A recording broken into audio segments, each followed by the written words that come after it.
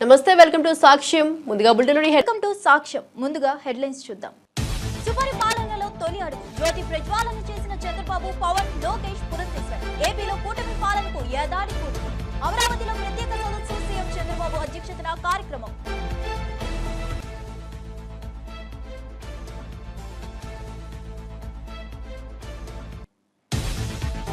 BC బిల్లుకు రాజకీయ రంగు గెలవద్దన్న మంత్రి పొన్నం ప్రభాకర్. 10 ఏళ్ల పాలనలో బీసీలను పట్టించుకొని కవితకు ఇప్పుడు ప్రేమ ఎందుకని ప్రశ్న. కాంగ్రెస్ ప్రభుత్వం బీసీ బిల్లును అసెంబ్లీలో ఆమోదింపజేసి గవర్నర్ కు పంపిందని వెల్లడి. కవితతో వేదిక పంచుకోవద్దని కృష్ణయ్యకు సూచన. పల్నాడు ఘటనపై జగన్ ట్వీట్ ను ఖండించిన హోంమంత్రి అనిత. జగన్ వ్యాఖ్యలు హింసను ప్రోత్సహించేలా ఉన్నాయని ఆరోపణ. సొంత కార్యకర్త మృతి చెందిన జగన్ పట్టించుకోలేదని విమర్శ. జగన్ కు జెడ్ ప్లస్ భద్రత కొనసాగుతుందని స్పష్టం చేసిన మంత్రి.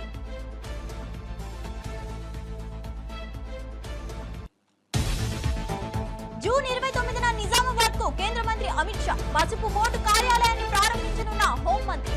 దివంగత నేత డి శ్రీనివాస్ విగ్రహ ఆవిష్కరణ. రైతు సమ్మేళనం సభకు హాజరు. టీఆర్ఎస్ అవినీతిలో కూరుకుపోయిందన్న ఎంపీ అరవింద్.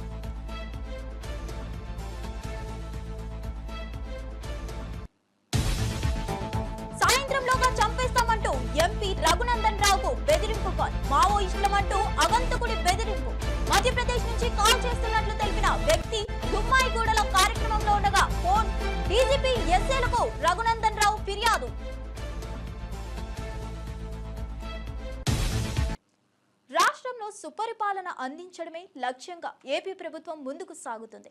ఏపీలో కూటమి పాలనకు ఏడాది పూర్తయిన సందర్భంగా సుపరిపాలనలో తొలి అడుగు పేరిట అమరావతిలో నేడు ప్రత్యేక సదస్సును నిర్వహించారు. రాజధాని అమరావతిలోని సచివాలయం వెనుక భాగంలో ఏర్పాటు చేసిన ప్రత్యేక వేదిక ఈ కార్యక్రమానికి వేదికైంది. ముఖ్యమంత్రి చంద్రబాబు ఈ సదస్సుకు అధ్యక్షత వహించారు.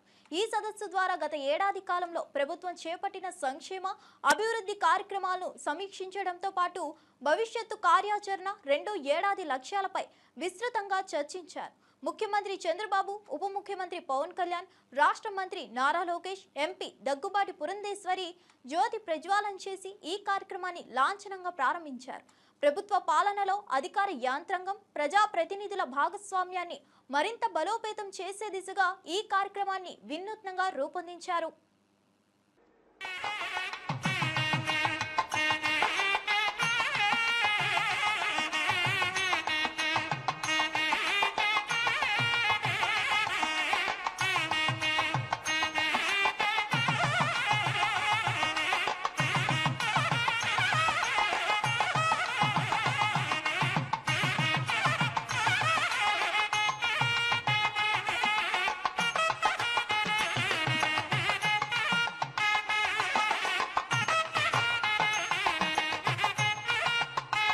కూటమి ప్రభుత్వం సుపరిపాలనలో ఏడాది విజయవంతంగా ముగించుకొని మరింత మునుముందుకు వెళుతున్నటువంటి తరుణంలో దీపకాంతులు ప్రజ్వలింపజేసుకొని మంగళప్రదంగా రానున్న వత్సరాల్లో మరింత అభివృద్ధిని సాధించాలనే ప్రగాఢమైన విశ్వాసంతో మన చంద్రబాబు నాయుడు గారు, మన పవన్ కళ్యాణ్ గారు, అలాగే మన బీజేపీ రాష్ట్ర శాఖ అధ్యక్షురాలు గౌరవనీయురాలు పురంధరేశ్వరి గారు అందరూ కలిసి దీపారాధన గావించారు.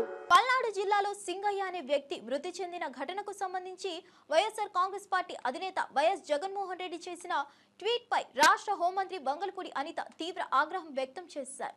వైసీపీ నేతల ప్రవర్తన దారుణంగా దిగజారిపోయిందని ఆమె మండిపడ్డారు. సచివాలయంలో సోమవారం ఏర్పాటు చేసిన మీడియా సమావేశంలో మంత్రి అనిత మాట్లాడుతూ జగన్ వ్యాఖ్యలు సమాజంలో హింసను ప్రేరేపించే విధంగా ఉన్నాయని, రాజకీయ నాయకులు మాటలను ప్రజలు నిశితంగా గమనిస్తారని అన్నారు. సొంత పార్టీ కార్యకర్త వాహనం కింద పడితే పట్టించుకోకపోవడం అత్యంత దారుణమని విషయం. గాయపడిన వ్యక్తిని కరికరం లేకుండా పక్కకు లాగి ముళ్ళ పొదల్లో పడేశారు. ఆ వ్యక్తిని సకాలంలో ఆసుపత్రికి తరలించి ఉంటే బహుశా ప్రాణాలు నిలిచేవేమో. జగన్ కు రాజకీయ ప్రయోజనాలే ముఖ్యమా? మనుషుల ప్రాణాలంటే ఏమాత్రం లెక్కలేదా? 2 వ్యక్తులు మరణించినప్పటికీ జగన్ తన పర్యటనను యథావిధిగా కొనసాగించారని మంత్రి అనిత ఆవేదన వ్యక్తం చేశారు. చేసుకోండి అని చెప్పి అక్కడున్న ప్రతి నాయకుడికి కూడా నోటీసులు అనేవి సర్వ్ చేశారు, ఇన్ఫర్మేషన్ అనేది సర్వ్ చేశారు. ఆఫ్ కోర్స్ అయిపోయింది. అవసరమైన బంధు అయినప్పటికీ కూడా వాళ్ళని చుట్టుపక్కల నియోజకవర్గాల నుంచి వేల కొద్దీ ఈ రోజు రేపు ఇంతమంది రావాలి అంతమంది రావాలని వాళ్ళు వాట్సాప్ గ్రూప్లో పెట్టుకున్న తర్వాత మాకున్న ఇంటెలిజెన్స్ రిపోర్ట్ ప్రకారం వీళ్ళందరూ మొబిలైజ్ చేస్తున్నారన్న సంగతి తెలిసి అతనికి Z+ సెక్యూరిటీ అనే వ్యక్తిగా అతనికి ఇవ్వాల్సిన సెక్యూరిటీని ప్రాపర్ వేలో మేమందరం కూడా మేము ఇవ్వగలిగాం, ఇచ్చాం కూడా. ఇచ్చిన తర్వాత మనం చూస్తే ఆ జగన్మోహన్ రెడ్డి షో చేశాడు, ఒక రోడ్ షో చేశారు. అతను వెళ్ళేదేమో ఒక పరామర్శకి వెళ్తున్న వ్యక్తి రోడ్ షో చేస్తున్నాడు. ఇంచుమించుగా అతని ఇంటి దగ్గర నుంచి తాడేపల్లిలో అతని ఇంటి దగ్గర నుంచి 10:30కి స్టార్ట్ అయిన వ్యక్తి సాయంత్రం 4 గంటలకి ఆ రెంటపల్లి వెళ్ళారంటే ఒకసారి ఆలోచన చేయండి. ఎంత స్లోగా మూవ్ అయ్యి ఎంత రోడ్ షో చేసుకుని ఆయన వెళ్ళారో ఒక్కసారి జనాలు కూడా అర్థం చేసుకోవాలి. ఈ నేపథ్యంలో అతను రోడ్ షో చేసుకుంటూ అందరికీ అభివాదాలు చేసుకుంటూ అందరి దగ్గర నవ్వుతూ షేక్ హ్యాండ్లు ఇస్తూ ఆయన వెళ్తూ ఉంటే దారిలోని అతని కార్యకర్త, అతని సింపథైజర్, అంటే వాళ్ళ పార్టీ సింపథైజర్, పార్టీ కార్యకర్త కనీసం వెహికల్కి కింద పడిపోయి టైర్ కింద పడ్డాడు అన్న సంగతి తెలిసి కూడా అతను కనీసం బండి ఆపకుండా బీసీ బిల్లు అంశానికి రాజకీయ రంగు పులుముతున్నారంటూ బీఆర్ఎస్ ఎమ్మెల్సీ కవితపై రాష్ట్ర బీసీ సంక్షేమ శాఖ మంత్రి పొన్నం ప్రభాకర్ తీవ్రంగా విరుచుకుపడ్డారు. 10 ఏళ్ల పాటు అధికారంలో ఉన్నప్పుడు బీసీల సంక్షేమాన్ని ఏమాత్రం పట్టించుకొని కవిత ఇప్పుడు వారి గురించి మాట్లాడడం హాస్యాస్పదంగా ఉందని ఆయన ఎద్దేవా చేశారు. సోమవారం గాంధీ భవన్లో ఏర్పాటు చేసిన మీడియా సమావేశంలో ఆయన మాట్లాడుతూ బీసీల అభ్యున్నతికి కాంగ్రెస్ ప్రభుత్వం కట్టుబడి ఉందని స్పష్టం చేశారు. తమ ప్రభుత్వం బీసీ బిల్లును శాసనసభలో ఆమోదింపచేసి గవర్నర్ ఆమోదం కోసం పంపిన విషయాన్ని మంత్రి గుర్తు చేశారు. బడుగు బలహీన వర్గాల సంక్షేమం విషయంలో రాజకీయాలకు అతీతంగా అందరూ కలిసి రావాలని ఆయన పిలుపునిచ్చారు. బీసీల పట్ల తమ ప్రభుత్వానికి ఉన్న చిత్తశుద్ధిని తక్కువ చేసే ప్రయత్నాలను సహించబోమని హెచ్చరించారు. మీరు ఈ ఉద్యమానికి 42% రిజర్వేషన్ సంబంధించినటువంటి నిర్ణయం విషయం లోపల మా పార్టీ చాలా క్రిస్టల్ క్లియర్. రాహుల్ గాంధీ గారు ఇది ఎజెండా. రాహుల్ గాంధీ గారు ఓపెన్ మైదాన్లో పార్లమెంటులో కానీ ఎక్కడ కానీ ఇది మా విజన్ అని చెప్తా ఉన్నారు. తెలంగాణలో మేము ఎంపెరికల్ డాటా ఏ కోర్టులు ఇందిరా సహాని కావచ్చు ఏ కోర్టులు చెప్పినా మేము ఇలా బరాబర్ ఎంపెరికల్ డాటా ప్రామాణికమైనటువంటి సమాచారం తెలంగాణ ప్రభుత్వం దగ్గర ఉంది. ఇందిరా సహాని కేసులు అదే చెప్పారు. అన్నిటికంటే ఎక్కువ ఈరోజు భారతదేశంలోని అనేక రాష్ట్రాల్లో ఈబీసీ రిజర్వేషన్ తర్వాత 50% క్యాప్ అనేది వెళ్ళిపోయింది. అది క్వశ్చన్ కానే కాదు. ఉదాహరణకు తెలంగాణలో 15% 2001 జనాభా లెక్కల ప్రకారంగా 15% ఎస్సీ, ఇటీవల సవరణల తర్వాత ఎస్టీ 10%, ఇంక్లూడింగ్ ముస్లిం బీసీ 27%, 52% ప్లస్ 10 ఈబీసీ 62%. ఇప్పుడు తెలంగాణలో రిజర్వేషన్ల ప్రక్రియ నడుస్తూ ఉంది. న్యాయస్థానాలకు తెలియదు ఇది. కాబట్టి కవిత గారు సత్రంలో భోజనం పెడుతుందంటే కూడా సిఫార్సు లెటర్ కావాలని, సత్రంలో అయితే ఓపెన్ టు ఆల్ భోజనం, దానికి కూడా సిఫార్సు లెటర్ కావాలన్నట్టు మేము ఇంత ప్రక్రియ చేస్తూ ఉంటుంటే ఫిబ్రవరి 4 నుంచి 24 నుంచి ఫిబ్రవరి 4, 25 లోపల ఇంత ప్రక్రియ జరిపి చట్టం చేసి గవర్నర్ గారు ఆమోదం పొంది ఢిల్లీ పోతే ఇక్కడ కూర్చొని సన్నాయి నొక్కుల్లో కూడా మాట్లాడితే నాకు అర్థమే కాలే. బీసీల బిడ్డలం, విద్యార్థి ఉద్యమాల నుంచి బీసీలకు సంబంధించి ఒక ఆలోచనతోటి ముందుకు పోతున్నటువంటి సందర్భంలో మా ప్రభుత్వం రాహుల్ గాంధీ గారి మార్గదర్శకత్వంలో తెలంగాణ రాష్ట్ర ప్రభుత్వం అటు ముఖ్యమంత్రి రేవంత్ రెడ్డి గారు కానీ ఇటు ఉప ముఖ్యమంత్రి బట్టి విక్రమార్క గారు కానీ మా పిసిసి అధ్యక్షులు మహేష్ కుమార్ గౌడ్ గారు కానీ యావత్ క్యాబినెట్ కాంగ్రెస్ పార్టీ కింది నుంచి పైదాకా ఇందుకు సంబంధించినటువంటి ఒక కమిట్మెంట్ తోటి ఉన్నాం. నేను అడుగుతున్నా, 10 ఏళ్ళ అధికారంలో మీరు పట్టించుకోలే. ఇప్పుడు బీసీలకు సంబంధించిన నాయకులు పక్కన కూర్చొని పెట్టుకొని ఏదో మాట్లాడితే మాకు కొంత శాంటిటీ వస్తుంది, లేకపోతే ఏదో ప్రజల్లో పేరు వస్తుంది అనుకుంటే మీ అపోహ.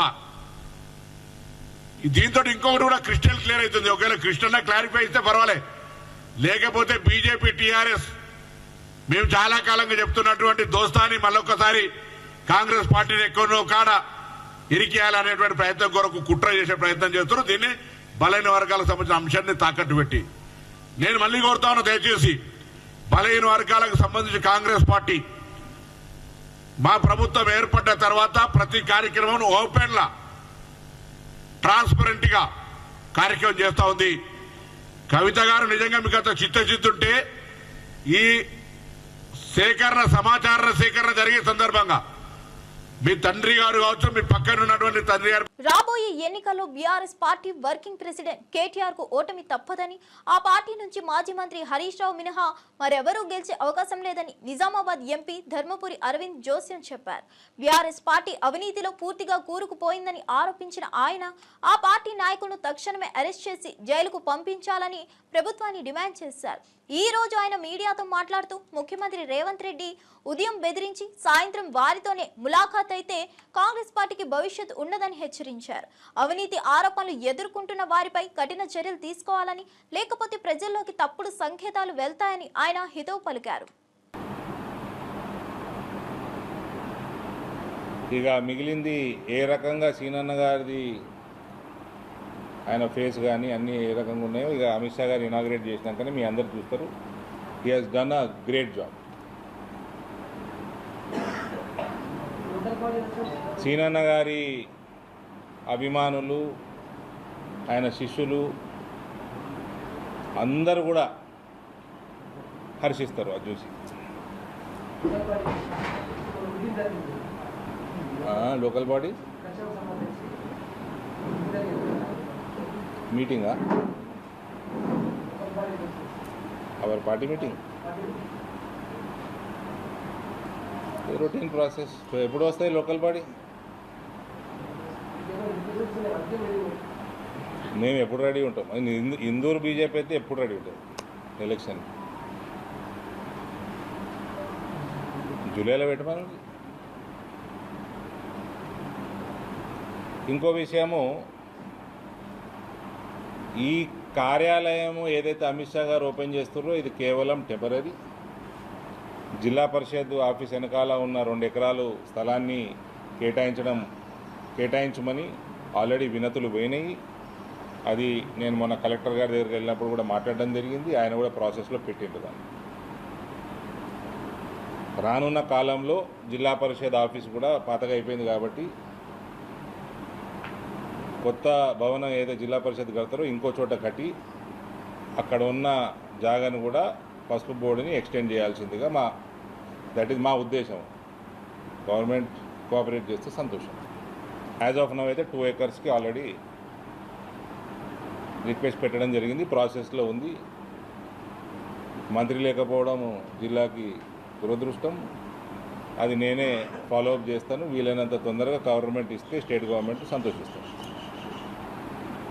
స్టేట్ గవర్నమెంట్కి కూడా ఐడియా ఉండాలి. ఈ పసుపు బోర్డు యొక్క 40 సంవత్సరాల చరిత్ర, ఉద్యమ చరిత్ర అందరికీ అవగాహన ఉండాలి, అన్ని పార్టీలకు ఉండాలి. కాబట్టి త్వరలో అది శాంక్షన్ చేస్తే పర్మనెంట్ బిల్డింగ్ కూడా మేము కట్టుకోవడం మొదలవుతుంది. సిటీ నడిన ఒడ్డున ఉన్నది కాబట్టి చైర్మన్ గారు ఇక టర్మరిక్ బోర్డు సంబంధించి కామర్స్ మినిస్ట్రీకి సంబంధించిన అధికారులందరూ కూడా దాన్ని సెలెక్ట్ చేసుకోవడం జరిగింది.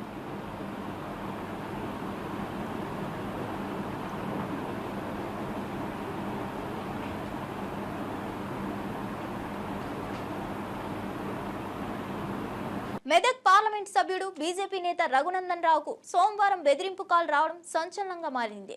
మావోయిస్టుల పేరుతో ఒక గుర్తు తెలియని వ్యక్తి ఫోన్ చేసి ఆయన అదే రోజు సాయంత్రంలోగా హతమారుస్తామని హెచ్చరించాడు. ఈ ఘటనపై రఘునందన్ రావు రాష్ట్ర పోలీస్ డైరెక్టర్ జనరల్, మెదక్ ఎస్పీతో సహా ఇతర ఉన్నతాధికారులకు ఫిర్యాదు చేశారు. రఘునందన్ రావు సోమవారం మేడ్చల్ జిల్లా దుమ్మాయిగూడలోని ఒక పాఠశాలలో జరుగుతున్న కార్యక్రమంలో పాల్గొన్నారు. ఆ సమయంలోనే ఆయనకు బెదిరింపు కాల్ వచ్చింది. మధ్యప్రదేశ్ నుంచి ఫోన్ చేస్తున్నానని, మావోయిస్టునని పరిచయం చేసుకున్న ఆ వ్యక్తి రఘునందన్ రావును సాయంత్రంలోగా చంపేస్తామని బెదిరించాడు. కొద్దిసేపటి క్రితం దమ్మాయిగూడలోని ఒక ప్రైవేట్ స్కూల్లో హాజరయ్యేటువంటి కార్యక్రమానికి వచ్చినప్పుడు నా ఫోన్కి మధ్యప్రదేశ్లోని ఒక నెంబర్ నుంచి కాల్ చేస్తున్నామని చెప్పి పీపుల్స్ వార్ మావోయిస్ట్ పార్టీ నాయకుల పేరిట మాట్లాడుతూ ఇప్పుడే మావోయిస్ట్ పార్టీ దళం మధ్యప్రదేశ్ నుంచి బయలుదేరిందని, ఈరోజు అర్ధరాత్రి 12 గంటల లోపల రఘునందన్ రావు అనేటువంటి మెదక్ ఎంపీని చంపేస్తామని ఆయనని హెచ్చరిస్తా ఉన్నామని చెప్పి ఫోన్ పెట్టేయడం జరిగింది. నేను ఆ సమయంలో వేదిక పైన ఉండడంతో నా పిఏ ఆన్సర్ చేయడం జరిగింది. కొద్దిసేపటి క్రితం ఇప్పుడు మీ అందరితో మాట్లాడుతున్నప్పుడు మళ్ళీ అదే నెంబర్ నుంచి రెండోసారి కాల్ రావడం జరిగింది. ఈ రోజు అర్ధరాత్రి 12 గంటలకే డెడ్ లైన్ అని చెప్తూ జాగ్రత్తగా ఉండమను, మేము వస్తా ఉన్నాం, బయలుదేరినామని చెప్పి మళ్ళీ అదే నెంబర్ నుంచి సెకండ్ టైం రిపీటెడ్ కాల్ రావడం జరిగింది. సో వీటిని బట్టి ఏమర్థమవుతా ఉందంటే ఆపరేషన్ కగారు పేరిట జరుగుతున్నటువంటి ఈ కొట్లాట లోపల మావోయిస్ట్ పార్టీ ఏదో ఒక రకమైనటువంటి సెన్సేషన్ కోసం ఏమైనా చేయాలనుకుంటుందా తెలియదు. ఆ సెన్సేషన్లో ఎవరిని బలి తీసుకుంటారు, ఏం చేస్తారనే దానికోసం మేము ఎవరం కూడా భారతీయ జనతా పార్టీలో పనిచేసేటువంటి నాయకులం, కార్యకర్తలు ఎవరం కూడా ఇట్లాంటి భయపట్టించేటువంటి కాల్స్ కానీ, భయానికి కానీ, ఆందోళన కానీ గురిగాం. ఏ సంఘటన వచ్చినా, ఏ సందర్భం వచ్చినా ఎదుర్కోవడానికి సిద్ధంగా ఉంది. Thank you. 2026 మార్చి 31 నాటికి నక్సలిజం పూర్తిగా అంతమయ్యే విధంగా కేంద్రం కట్టుదిట్టమైన చర్యలు తీసుకుంటుందని కేంద్ర హోంమంత్రి అమిత్ షా ప్రకటించారు. మావోయిస్టులకు ఇక భారతదేశంలో స్థానం లేదని స్పష్టం చేశారు. ప్రతి వర్షాకాలం మావోయిస్టులు విశ్రాంతి తీసుకుంటారని, కానీ ఈసారి మాత్రం వారిని నిద్రించనివ్వమని అన్నారు. దేశం అభివృద్ధి మార్గంలో దూసుకెళ్తుండగా మావోయిస్టులు మాత్రం వెనుకబాటుగా లాఠీ కల్చర్ను నమ్ముకుంటున్నారని విమర్శించారు. కేంద్ర ప్రభుత్వం నక్సల్స్ విస్తారాన్ని నిర్మూలించేందుకు అన్ని రాష్ట్రాలతో సమన్వయం చేసుకుంటుందని తెలిపారు. భద్రతా బలగాల సమర్థవంతమైన ఆపరేషన్లతో మావోయిస్టు ప్రాంతాలు శాంతియుత ప్రాంతాలుగా మారనున్నాయని చెప్పారు. త్వరలోనే ప్రజలు నక్సలిజం లేని భారత్ను చూసే రోజులు దగ్గర పడ్డాయని అమిత్ షా ధీమా వ్యక్తం చేశారు. नवा रायपुर में कहा था, अटल नगर में कहा था कि 31/3/2026 ये देश नक्सलवाद से मुक्त हो जाएगा। और मित्रों, मैं फिर से बात विश्वास के साथ दोहराना चाहता हूं, जिस तरह से सुरक्षा बलों ने पराक्रम किया है, हमारी सूचना एजेंसियों ने सटीक रणनीति बनाई है, हमें लक्ष्य को सिद्ध कर रहेंगे। और आज मैं छत्तीसगढ़ वासियों को कहकर जाता हूं कि हर बार बारिश में नक्सली थोड़ा आराम कर लेते थे, इस बार बारिश में भी हम उनको सोने नहीं देंगे और 31 दिन के लक्ष्य को हम आगे बढ़ाएंगे। నర్సాపూర్ పర్యటనలో భాగంగా చిప్పల్తుర్తి గ్రామ పంచాయతీ కార్యాలయాన్ని సందర్శించిన మాజీ మంత్రి హరీష్ రావు అక్కడి పరిస్థితులను పరిశీలించారు. ఈ సందర్భంగా పంచాయతీ సిబ్బంది ఆయనకు తమ సమస్యలను విన్నవించారు. 3 నెలలుగా జీతాలు అందక తీవ్ర ఇబ్బందులు పడుతున్నామని, ట్రాక్టర్కు డీజిల్ డబ్బులు లేక 20 రోజులుగా చెత్త తీసుకెళ్లలేకపోయామని వాపోయారు. దీనివల్ల గ్రామ ప్రజలంతా తాము చేస్తున్న పని పట్ల అసహనం వ్యక్తం చేస్తూ విమర్శిస్తున్నారని, తిట్లు భరించాల్సి వస్తుందని ఆవేదన వ్యక్తం చేశారు. హరీష్ రావు ఈ సమస్యలపై స్పందిస్తూ ప్రస్తుతం అధికారంలో ఉన్న కాంగ్రెస్ ప్రభుత్వం పాలన తీరే ఇది అని ఆరోపించారు. స్థానిక సంస్థలకు నిధులు విడుదల చేయకుండా పంచాయతీలను నిర్లక్ష్యం చేస్తున్నదని ధ్వజమెత్తారు. తాను ఈ సమస్యలను శాసనసభలో ప్రస్తావించి ప్రభుత్వాన్ని నిలదీస్తానని హామీ ఇచ్చారు. ఒక మంచి నాయకుడు సొంత లక్ష్మారెడ్డి గారు ఫోన్ చేస్తే నేను అర్జెంటుగా బయలుదేరి ఆ రోజు గ్రామానికి రావడం జరిగింది. మొన్న కూడా సొంత గారు ఫోన్ చేసి చాలా మంచి నాయకుడు, ఇదే ఆవిష్కరణకు మీరు తప్పకుండా రావాలి అన్నారు. నిజంగా ఇలాంటి ఒక మంచి కార్యకర్తకు వెళ్తే ఆయన ఆత్మ శాంతి చేకూరుతుందని చెప్పి నేను ఇలా వీలు చేసుకొని కార్యక్రమానికి రావడం జరిగింది. ఎందుకంటే కార్యకర్తలు, నాయకులే పార్టీకి చాలా ముఖ్యం. ఆయన మంచి ప్రజాసేవ చేస్తూ ఉద్యమంలో కానీ అభివృద్ధిలో కానీ నిరంతరం పనిచేసేటువంటి వ్యక్తి. నిజానికి ఇందాక మా చంద్రగౌడ్ అన్నట్టు ఆ రోజు నర్సాపూర్ రెవెన్యూ డివిజన్ కావాలి అని పట్టుబట్టి నిరాహార దీక్ష శిబిరం నడపడంలో ఒకడు మా శ్రీనివాస్ గారు. ఆ రోజు వెంకటలక్ష్మి కూడా సార్ మాకు డివిజన్ కావాలి అన్నది చాలా గట్టిగా అడిగిందంటే ఎవరి కోసం అడిగింది? వెంకటలక్ష్మి ఇంటికైనా వచ్చేదిందా? శ్రీనివాస్ ఇంటికి వచ్చేదేమన్నా ఉందా? నర్సాపూర్ రెవెన్యూ డివిజన్ అయితే నర్సాపూర్ ప్రజలకు మేలు జరుగుతుంది అని చెప్పి ఆ ప్రజల కోసం వాళ్ళు మాట్లాడినటువంటిది ఈరోజు నేను గుర్తు చేసుకుంటా ఉన్నా. అంటే అలాంటి మంచి మనిషి ఇలా గ్రామం కూడా ఎంతో చక్కగా అభివృద్ధి చేశారు. భవిష్యత్తులో కూడా తప్పకుండా శ్రీనివాస్ కుటుంబానికి, సునీత గారు కానీ, నేను కానీ బీఆర్ఎస్ పార్టీ పూర్తి అండదండగా అందిస్తుందని చెప్పి మనం చూస్తా ఉన్నా. ఎంత చేసినా తండ్రి లేని లోటు తీర్చలేదు. అమ్మాయి వైష్ణవి విషయంలో భవిష్యత్తు విద్య కోసమైనా, భరత్ కోసమైనా, వాళ్ళ పెళ్లిళ్ళ విషయంలోనైనా పార్టీ పూర్తిగా ఒక తండ్రిని మేము ఇవ్వలేమో కానీ పార్టీగా మేము అందరం కూడా నిలబడతాం. ఆ కుటుంబానికి అన్ని రకాలుగా అండదండగా ఉంటామని చెప్పి కూడా ఈ సందర్భంగా నేను గుర్తు చేస్తా ఉన్నా. సరే, ఈరోజు శ్రీనివాస్ ఒక ఉద్యమకారుడు. శ్రీనివాస్ బీఆర్ఎస్ పార్టీ వ్యవస్థాపకుల్లో ఒకడు. సిపిఐ పార్టీ నుంచి, లెఫ్ట్ పార్టీ నుంచి వచ్చి చాలా అద్భుతంగా బీఆర్ఎస్ పార్టీ ఎదుగుదలకు ఈ నర్సాపూర్ తాలూకాలో, ఈ ప్రాంతంలో పనిచేసినటువంటి నాయకుల్లో ఆయన ఒకరు. మరి ఇవాళ ఆయన ఉండుంటే ఈ పోరాటాల్లో ఈ ప్రభుత్వం ఎట్లా ఫెయిల్ అయిందో కూడా మనం చూస్తూ ఉన్నాం. ఇవాళ పొద్దున్నే గాంధీ భవన్లో గొర్రెలు తోలిచ్చిందట. మొత్తం గొల్ల కుటుంబాలందరూ పోయి గాంధీ భవన్లో గొర్రెలు తోలిదట. ఎందుకు 100 రోజుల్లో 2వ విడత గొర్రెలు ఇస్తాను, 500 రోజులు అయింది, మీ సంగతి ఏంటని గొల్ల కుటుంబాలంతా గాంధీ భవన్ ఉపయోగించినట్టుగా గొర్రెలు కూడా అయినాయట గాంధీ భవన్.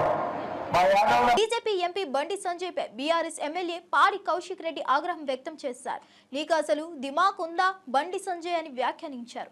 కేసీఆర్, కేటీఆర్, హరీష్ రావుల గురించి మాట్లాడే స్థాయి నీకు ఉందా అని ఘాటుగా ప్రశ్నించారు. హుజూరాబాద్ నియోజకవర్గంలోని ఉప్పల్ బ్రిడ్జి పనులు ఇప్పటికే కేసీఆర్ హయాంలోనే పూర్తయ్యాయని, కానీ రైల్వే ట్రాక్ పై ఒక్క జాయింట్ పనిని 4 ఏళ్లుగా పూర్తి చేయలేకపోతున్నామని ఎద్దేవా చేశారు. నువ్వు అర్థం కాని దద్దమ్మలా వ్యవహరిస్తూ కాళేశ్వరం వంటి ప్రాజెక్టులపై మాట్లాడటమే నీ అజ్ఞానానికి నిదర్శనమని అన్నారు. సార్ అవకాశం ఇవ్వండి అని నువ్వు అడుగుతున్నావు అని, అసలు నీకేమైనా దిమాక్ ఉందా బండి సంజయ్? నీకు ఆల్రెడీ అవకాశం ఇచ్చిండ్రు. కేంద్ర 2 సార్లు ఎంపీ అయినావు, కేంద్ర హోంమంత్రి అయినావా బాబు? నువ్వు కేంద్ర హోంమంత్రి అయి ఉండి నువ్వు కనీసము కాళేశ్వరం గురించి నువ్వు మాట్లాడుతూ ఉన్నావు. మా వినోద్ కుమార్ గారు కేసీఆర్ గారి నాయకత్వంలో హుజురాబాద్ నియోజకవర్గంలో కమలాపూర్ మండలంలో ఉప్పల్ బ్రిడ్జ్ రాష్ట్రం నుంచి కట్టే 45 కోట్ల రూపాయలతో కంప్లీట్ చేసి పెడితే 4 సంవత్సరాలు అవుతుంది వినోద్ కుమార్ గారు కంప్లీట్ చేసి. నువ్వు ఎంపీ అయి దాదాపు ఒక టర్మ్ అయిపోయింది, సెకండ్ టర్మ్ అయి ఆల్మోస్ట్ 2 సంవత్సరాలకు వస్తుంది. నువ్వు కేంద్ర హోంమంత్రి ఉండి ఆ మధ్యలో జాయిన్ చేయనికే చేతగాని దద్దమ్మవి బండి సంజయ్. నువ్వు కాళేశ్వరం గురించి మాట్లాడుతున్నావా? నేను ఒకటి, నువ్వు మా హరీష్ రావు గారి గురించి, కేసీఆర్ గారి గురించి, కేటీఆర్ గారి గురించి మాట్లాడే స్థాయి అవన్నీ. రెండోది, నిన్న ఒక్కటే అడిగింది కదా స్ట్రేట్ క్వశ్చన్, ఎట్లా ఆయకట్టు ఎక్కువ వచ్చిందని. నేను బండి సంజయ్ గారిని స్ట్రేట్ క్వశ్చన్ అడుగుతున్నా. నువ్వు ఒక్కటే సమాధానం చెప్పి కదా, డీటెయిల్స్లకి కూడా నేను బోను జస్ట్ 1 మినిట్లో కంప్లీట్ చేసేస్తా. ఎందుకంటే మా గౌరవనీయులు వినోద్ కుమార్ గారు, కమలాకర్ అన్న అండ్ శ్రవణ్ గారు చాలా డీటెయిల్గా చెప్పిండ్రు. నేను ఒక్కటే అడుగుతున్నా, మీరు మాట్లాడేటప్పుడు కొంచెం ఆలోచించి మాట్లాడండి. 2004 నుంచి 2014 వరకు కాంగ్రెస్ గవర్నమెంట్ ఉంది. కొత్త ఆయకట్టు ఎంత క్రియేట్ చేసిర్రు? 5,71,000. 2 కలిపితే, అన్ని కలిపితే, స్టెబిలైజేషన్, కొత్త ఆయకట్టు అన్ని కలిపితే వీళ్ళు క్రియేట్ చేసింది 6,64,000 మాత్రమే. ఈ కాళేశ్వరం కట్టిన తర్వాత అన్ని కలిపి 48,74,000 ఎకరాలకి ఇవాళ నీళ్ళు ఇచ్చింది కేసీఆర్ గారు. వాస్తవం, ఇది కానా కాదా? మరి నీకు దిమాక్ లేదా? 2000 నువ్వు అసలు బీజేపీ పార్టీవా, నువ్వు కాంగ్రెస్ పార్టీవా? రేవంత్ రెడ్డి చెప్తే నువ్వు పనిచేస్తావు, బస్ దట్స్ ఆల్. కాబట్టి ఖచ్చితంగా దీనికి నువ్వు జవాబు చెప్పాలి. 2004 నుంచి 2014 వరకు 6 లక్షల, నువ్వు అడిగిన దానికే మేము జవాబు చెప్తున్నాం, 6,64,000 మాత్రమే ఉండే. ఎస్, మేము వచ్చిన తర్వాత 48,73,000 కేసీఆర్ ఇచ్చిండు. దీనికి నీకు దమ్ముంటే మాకు వినోద్ కుమార్ గారు చెప్పినట్టు చలో దీని మీద చర్చకు దమ్ముంటే మా వినోద్ కుమార్ గారు వస్తారు, వాళ్ళతో పాటు కమలాకరణ గారు వస్తారు. చలో నీకు దమ్ముంటే కరీంనగర్ చౌరస్తా గడ్డ మీద కూర్చొని చర్చకు పెడదాం దా. కేసీఆర్ గారు ఏమి ఇచ్చిండో, నువ్వేమి ఇచ్చినో, మీరేం చేసిరో, కాంగ్రెస్ ఏం చేసిందో చెప్దాం దా. దీనికి నీకు దమ్ముంటే దా, నువ్వు సవాలుకి యాక్సెప్ట్ చేయి అని చెప్పి తెలియజేస్తూ సెలవు తీసుకుంటాను. Thank you very much. జై తెలంగాణ, జై KCR. Polavaram project diaphragm wall కూలిపోవడంపై బీజేపీపై బీఆర్ఎస్ నేత గంగుల కమలాకర్ తీవ్రంగా విరుచుకుపడ్డారు. మీరు జాతీయ హోదా ఇచ్చిన ప్రాజెక్ట్ అది, ఇప్పుడు అది కూలిపోయిందంటే బీజేపీకి ఇజ్జత్ పోయిందని బండి సంజయ్ను ప్రశ్నించారు. కేంద్ర ప్రభుత్వం నాణ్యత పర్యవేక్షణ చేయాల్సింది ఎక్కడుందని నిలదీశారు. 1,000 కోట్లు ఖర్చు పెట్టిన ప్రాజెక్ట్ ఇలా తుల్లినట్లే అవుతుందని బీజేపీ నేతలు మౌనంగా ఉండడం దారుణమన్నారు. పోలవరంపై బీజేపీ నాయకులు రాజకీయం చేయడం కాదు, సమాధానం చెప్పాలన్నారు. ప్రజల జీవనాధారమైన ప్రాజెక్ట్ ధ్వంసమవుతుంటే కక్షపూరిత రాజకీయాలు చేస్తారా అని మండిపడ్డారు. ఇటువంటి వైఫల్యాలపై దేశానికి సమాధానం చెప్పాల్సిన బాధ్యత బీజేపీకే ఉందని గంగుల స్పష్టం చేశారు. ఒకటి, ఈటల రాజేందర్ గారి మీటింగు మొత్తం బీజేపీ అగ్రనాయకత్వం అంటే మీ టీవీలు, పేపర్లు అన్నీ ఫ్రంట్ పేజీల న్యూస్ పెడతాయి, సగం కాలమ్స్ రాసి పడేస్తాయి. పక్కన నా వార్త కూడా రావాలా అని చెప్పని ఆ స్పేస్ మేనేజ్మెంట్ కోసం చిల్లర డ్రామాలు ఆడినరా. మొత్తానికి ఒక ప్రత్యేకమైన ప్రెస్ మీట్ పెట్టినరు. అది ఆ మీటింగ్ను నలిఫై చేసేటట్టు ప్రయత్నం. రెండవది, సిబిఐ ఎంక్వైరీ జరగాలని చెప్పని నిన్న చిలక పలుకులు పలికిండు బండి సంజయ్ గారు. ఒకవేళ సిబిఐ ఎంక్వైరీ జరిగినట్టయితే we are ready, party is ready. KCR గారు, హరీష్ రావు గారు, లేకపోతే పార్టీ అంతా ఏ ఎంక్వైరీలైనా పెట్టుకొని ప్రజల ముందు కాళేశ్వరం ప్రాజెక్టు ఒక వరదాయిని లెక్క నిలబడ్డది కాబట్టి ఏ ఎంక్వైరీ పెట్టుకున్నా, ఎన్ని హెరాస్మెంట్లు చేసినా రైతుల కోసం మేము కొట్లాడతామని చెప్పని పార్టీ రెడీగా ఉన్నది. మరి ఈ దీంట్లో ఆల్రెడీ నోటీసులు ఎదుర్కొన్నట్టు ఈటల రాజేందర్ కూడా సిబిఐ ఎంక్వైరీ వస్తాయి కదా. ఈటల రాజేందర్కు సిబిఐ ఎంక్వైరీ ఎదుర్కొన్న తర్వాత సిబిఐ విచారణ ఎదుర్కొంటున్నవాడిని పార్టీ అధ్యక్ష పదవి ఎట్లా చేస్తారు, తప్పిస్తారు కదా అని చెప్పని అదొక రెండో కుట్రకోణం. ఒకటి, మీటింగ్ స్పేస్ రావద్దు, మీడియాల కవరేజ్ రావద్దు, తనది కూడా సమానమైన కవరేజ్ రావాలా. ఒకవేళ తనన్నట్టుగానే సిబిఐ ఎంక్వైరీ జరిగినట్టయితే, ఈటల రాజేందర్ కూడా సిబిఐ కేసులో ఇంప్లికేట్ అయినట్టయితే ఈటల రాజేందర్ బీజేపీ అధ్యక్ష పదవికి అనర్హుడు అవుతాడు. నా కుర్చీకి నేను మళ్ళీ కుర్చీ మీద కూర్చోవడానికి నాకు పోటీ ఉండదు. ఈటల రాజేందర్ని ఇట్లనే తప్పిస్తున్నది రెండో కుట్ర. మూడో కుట్ర ఏంటి అంటే, ఊరంతా ఒక దారి అంటే ఉలిపికట్ట ఒక దారి. తెలంగాణ అంతా అట్టుడికి పోతా ఉంది. ముఖ్యంగా గోదావరి పరివాహక ప్రాంతంలో ఉన్నటువంటి ప్రజలు కావచ్చు, రైతులు కావచ్చు, రాజకీయ నాయకులు కావచ్చు, అందరూ కూడా ఆగమాగం అయిపోతా ఉన్నారు. ఇవాళ ఈ బరకచెర్ల అని చెప్పని ఒక అడ్డమైన ప్రాజెక్టు చంద్రబాబు నాయుడు కడతా ఉన్నాడు. మా గోదావరి నీళ్లు ఎత్తుకపోయేటువంటి ఒక ప్రయత్నం చేస్తూ ఉన్నాడు. మా బతుకులు ఎట్లా అని చెప్పని రైతులు ఆగమాగం అవుతుంటే వాళ్లకు సంబంధించిన సమస్యలు మాట్లాడతలేడు రేవంత్ రెడ్డి. చంద్రబాబు నాయుడుకు మద్దతుగా రేవంత్ రెడ్డి వ్యవహరిస్తూ ఉన్నాడు. రేవంత్ రెడ్డికి మద్దతుగా అన్నట్టుగా నిన్న బనకచెర్ల గురించి ప్రశ్నలు వేసింది మీడియా వాళ్ళు. ఇంకా బనకచెర్ల సంగతి ఏంటంటే నేను అది మాట్లాడా అని చెప్పని పక్కకు పడేసి నేను కాళేశ్వరము సిబిఐ అని చెప్పని మాట్లాడు. ఏమర్థమవుతామని చెప్పి నాగార్జున, రష్మిక ప్రధాన పాత్రధారులుగా శేఖర్ కమ్ముల తెరకెక్కించిన చిత్రమే కుబేర. సునీల్ నారంగ్, పుస్కూర్ రామ్మోహన్ రావు నిర్మించారు. ఇటీవల విడుదలైన ఈ చిత్రం మంచి విజయాన్ని అందుకుంది. ఈ నేపథ్యంలో చిత్ర బృందం హైదరాబాద్ లో సక్సెస్ మీట్ ఏర్పాటు చేసింది. ఈ కార్యక్రమానికి చిరంజీవి ముఖ్య అతిథిగా హాజరయ్యారు. How many days you will get like this, in an actor's journey, to anonymously your film being accepted and love being poured by audience all over the world is a rare phenomenon, especially in this era. That's happened to us and we are so lucky, all of us are so lucky, and it's a great blessing. This film is Mahadev's film. I've always believed this is Mahadev's film. And that result is shown today, and I'm very grateful. My first thanks is to the Almighty Mahadev, and then to fans all over the world for accepting this film, my fans for accepting this from me and celebrating this film, and me and the entire cast and crew. It's amazing. I'm so happy. Everything that we went through, now it's blank. Everything is forgotten, and now it's just to see so many smiling faces here in front of me. It's nothing short of a blessing. I'm very, very happy. Slowly, theatrical run is becoming a question mark, to bring audience to theater. You feel, and people are under the impression, there is a myth that is being developed that you need an action spectacle, big film, big choppers flying everywhere, bombs blasting, blood everywhere. That's the kind of, you need people to come to the theaters. Only that can pull the audience to the theater is kind of a myth that's being slowly developed now.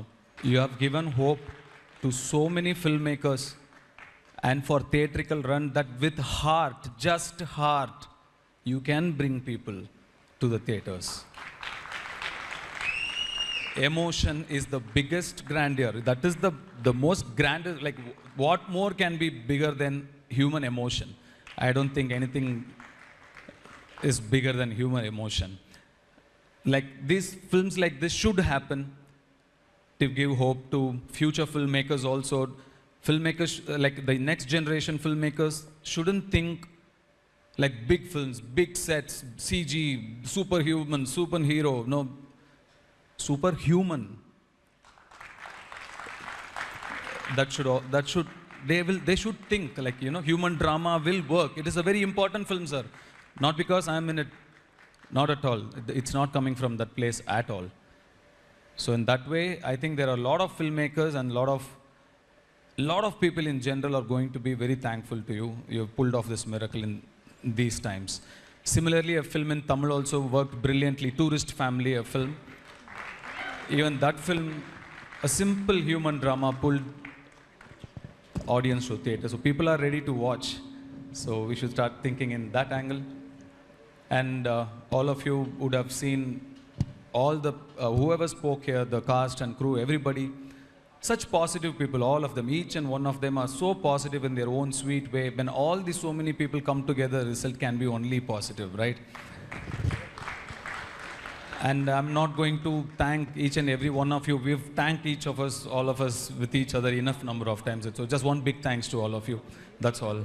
And everybody worked very hard. And now it's not you and me. We as a team are thankful to the world. With big thanks. And my mother keeps telling me, when there is success, talk less.